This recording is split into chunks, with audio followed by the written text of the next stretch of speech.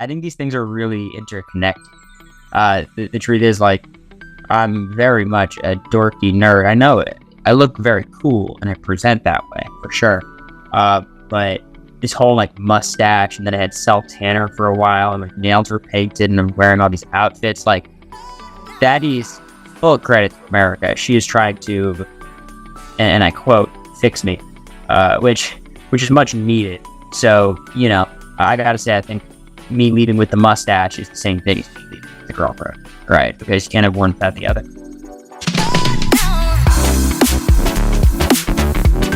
Welcome to the Secret Alliance podcast, where we talk about the game of Big Brother with the people who play it.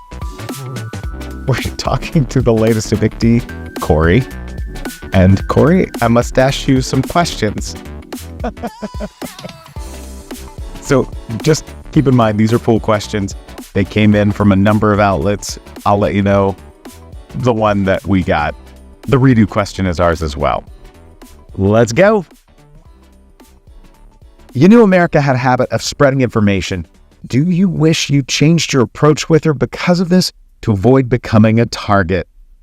The truth is, I obviously knew that about America. I think she had a bit of a reputation for that in the house. I do think it was somewhat overstated, but so be it. When it comes to her conversations with Blue this week, I didn't know about them when they were happening. She told me maybe a day after, 2 days after, so I knew those conversations existed, and I could have been way more proactive in trying to, I guess, fix that problem before it spiraled out of control and both of us got backdoored. So I just should have been a little bit more cautious when it came to that because, yeah, I didn't know it was a problem. I just kind of, I guess was hoping it would work out when I needed to do a lot more actively. Given your knowledge of Cirie's reality TV history, why didn't you either keep her closer or target her? The reality is, like, Cirie is excellent. It took 5 seconds of talking to her to realize why she's done so well in these shows. She was not in a powerful position in this house post the Izzy vote. So she was in no way a threat to my camp. There's no reason to target her.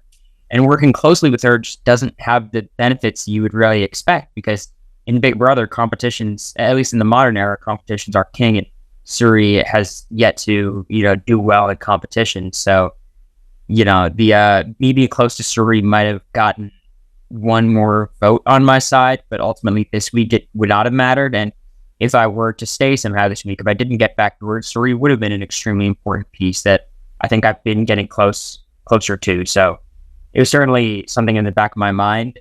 It just didn't really pan out in this game with the way the competitions worked out this season. But yeah, she would have been a great ally. Would you say you were too overconfident heading into this week? No. Again, I have no idea how this all was portrayed, but I was horribly paranoid every day about this week. The reality was I've been called out in, at least 2 ceremonies in the past couple of weeks. I know the target that's on my back when Jag and Matt have to choose between getting rid of Felicia or getting rid of me. It's always going to be more tempting to get rid of me. So until the nominations are locked, the veto meeting is over, I always assume me being backdoored is in play. The vibes were super off this week as well. Once I heard America had these conversations with Blue, I was really nervous that these were getting back to Matt and Jag. And if they were getting back to them, I thought there was a great chance I could be backdoored. The day it was happening, I was probably 70-30, thinking it was going to happen. So I was definitely not overconfident. I think, if anything, I was optimistic and just hopeful that it would work out. But yeah, obviously that was not the case. Did your strategy change once you got into a showmance? If so, how? No, not really. I think ultimately my game switched dramatically during the Izzy vote. Prior to the Izzy vote, it was the Crossroads, which is me, Jared, Cirie, and Izzy. And I thought I was in a comfortable position in that alliance. But the reality was I didn't have any agency. Right. Because really Jared and Izzy were just, the domineering voices who made all the decisions. And I was just kind of being safe week to week. So when that whole flip happened and I kind of go with America and Matt and Jag, that's where the entire game flips. And from there, my game changed a lot. The problem with this new group I was working with was Matt and Jag were just crushing these competitions, mostly Jag. So by the time I needed to take a shot at Matt and Jag, I really couldn't, because I just couldn't beat those dudes in competitions. So the showmans really didn't change much for me. I think maybe people's perception of me changes. People are less willing to share information with me because they think I would immediately share it with America, which is not an unfair assumption. At least, she shared everything with me and I shared most everything with her. So I get that aspect of it. But the reality is the same could be said about Matt and Jag, right? The same was said about Jared and Blue. So you kind of live and die by your allies in this game. And I'm comfortable with what happened. What game move are you most proud of? And which one do you want to redo? The Izzy vote was obviously the I think turning point in the game for not just me, but for just about everyone. Izzy was the dominant player in power, along with Jared, along with Cirie, for the first 5 weeks of the game up until she left, and then the entire power dynamic of the house flipped. And that required me spreading so much information and swinging over Matt, Jag, Mimi, and Bowie. Obviously, America was already on board. So that was like the moment where I really felt like I was playing Big Brother to its fullest. Like I'm pulling people into rooms, campaigning, and the votes flipping, and then I'm having a big argument in the Humiliverse. Like that was incredible. It was super fun. I think the double eviction obviously was incredible. That wasn't as much of a powerful move as it was just, I'm glad I was the one who was able to do it, winning that HOH comp in the manner in which I did, because I was up against Mimi and Blue towards the end, who both would have been disasters for my game. I probably would have gone up and me or Bowie would have gone home, so that was incredibly important. And getting Jared out in that circumstance, even if he walks back through the door 10 seconds later, was awesome. I'm never going to forget that.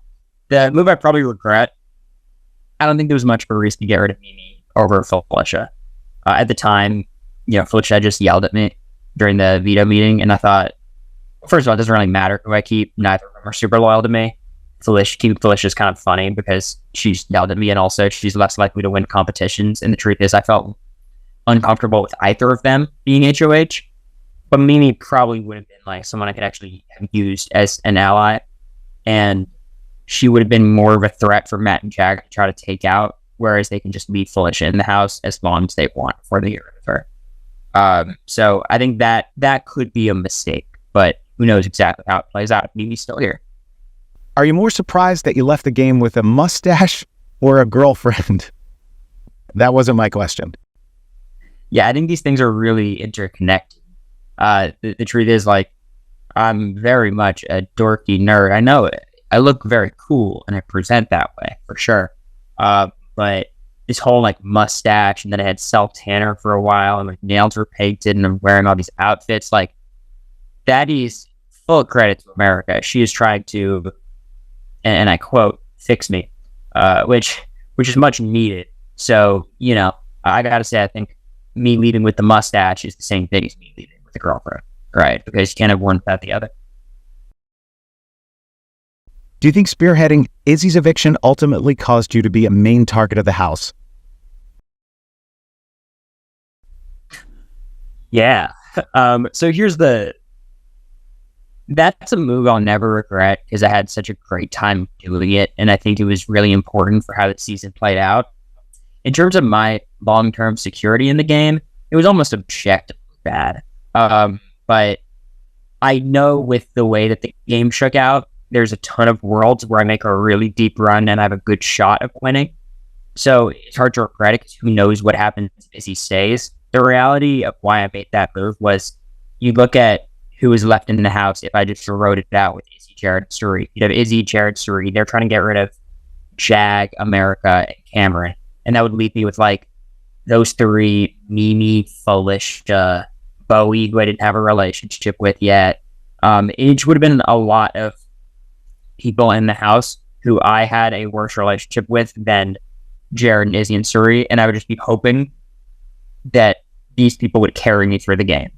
Whereas I pivot, get rid of Izzy, and then I'm kind of in a more active spot where I can make decisions, because I have a little bit more influence over America and Matt and Jag and these people. So, I think I basically had two paths. I can kind of securely get to 7th or 8th place and then hope to figure it out from there, or I can get a little bit more agency, take matters into my own hands, and try to get as far as I can. And I ended up at 8th anyways, but I don't regret that at all. But certainly, like, blew up my target level for sure. Okay, here's one from the Secret Alliance. Why did you lie to the other house guest about what you told Julie the week you all did that hilarious exquisite bit?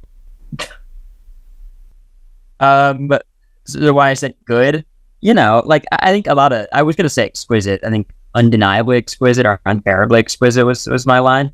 But then the way that whole vote was playing out with everyone saying exquisite, and then I was the last one called in. I think Julie prefaced it with, "Oh, I think I know what you're gonna call me." I mean, the setup was too tempting to just deviate from that, and I just didn't want, you don't want everyone to think you're like, oh, center of attention, Cory Wurtenberger, classic Skeezy move, saying good instead of exquisite. So I just figured there was no reason to share that information. I think I did eventually, honestly. I'm pretty sure I told America, and I think I told Jag and someone else. But yeah, I'm always trying to do what I think is the funniest thing. I think I'm funny, which I guess is the most important thing. Why do you think you were such a big target without winning many competitions? There's two answers to this. First of all, I think I'm kind of smart. Not nearly as smart as people think I am, but, certainly when it comes to the strategy, like, people in Big Brother always talk about being behind the scenes and pulling strings, influencing people without them knowing they're being influenced. I can't do that. I'm not nearly that subtle. The way I play the games, I have my point of view, my perspective, and then I try to, like, convince the person I'm talking to that my perspective is better than theirs, right? So I'm very transparent in what I'm trying to do, and the way I strategically view the game, there's almost like an inside joke in the house that I was like scheming and making alliances and all these things. So that was one side of it. Also, there's obviously a gender nature to this, where America and I played a very similar game. I won one extra competition, but I think I'm perceived as more of a threat than she is, because I'm the 22-year-old nerdy skeevy dude. So that's obviously something that's out of my control, but it would have benefited me if I got further in the game and needed jury votes. So those are kind of the two different aspects of it. The truth is, it was a weird way the season worked out, where so many of the quote-unquote bigger threats went out pretty early. Like, even people like Izzy, big personality, big strategist, went out pretty early. Same with Jared. Cam went right before me. Then you even had people like Riley and Heisem early. So, like, you look at the house guests left. You look at me. I shouldn't be a big threat, but it's me who's being called out in meetings. It's me having, a couple of big arguments. I win the double eviction HOH, and then you mix that all in with just the way that I kind of look. I'm like kind of the rat strategist. I think it all combined to make me a pretty big target, at least with this collection of house guests for me.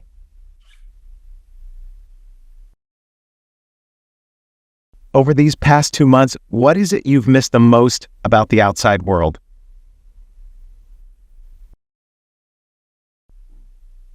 I miss the Cardet. No, I truthfully, the only thing I really miss about being outside is not being in the Big Brother house.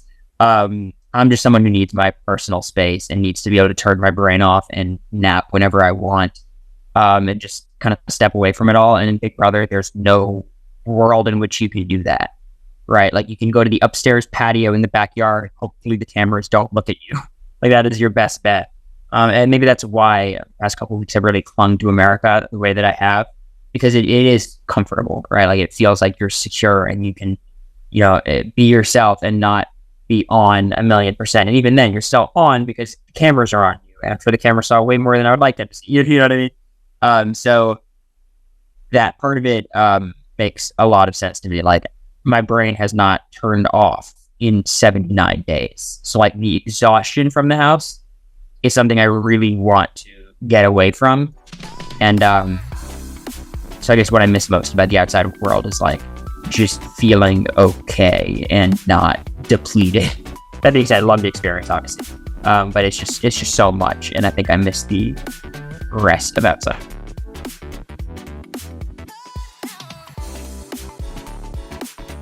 Thanks for checking out the Secret Alliance podcast. Make sure you tell someone who loves Big Brother all about us. Subscribe, like, and leave us some comments.